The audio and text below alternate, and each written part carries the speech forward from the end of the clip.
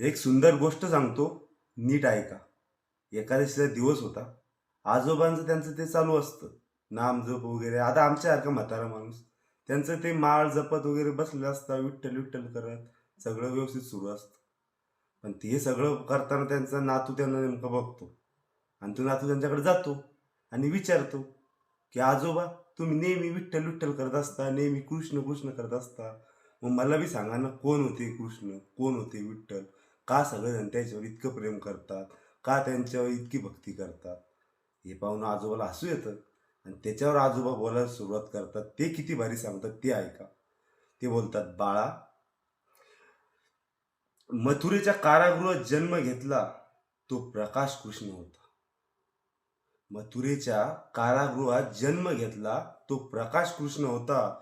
गोकुळात यशोदेच्या प्रेमात वाढत होता तो बाळकृष्ण होता.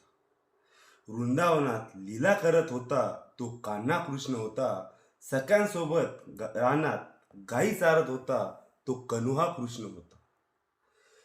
मथुरेत कंसाचा वध करून आई देवकी आणि वडील वासुदेव यांची सुटका करणारा तो वासुदेव श्रीकृष्ण होता. वासुदेव श्रीकृष्ण होता.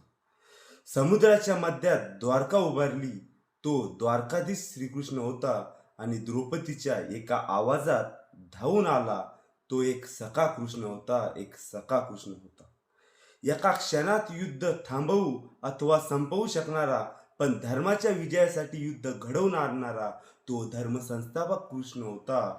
आणि अर्जुनाच्या साहाय्याने ज्याने जगाला गीतेचा उपदेश दिला असा तो स्वयं नारायण असा श्रीकृष्ण होता. स्वयं नारायण असा श्रीकृष्ण होता. इतकं बोलून आजोबा बोलणं थांबवतात. मग त्या मुलाची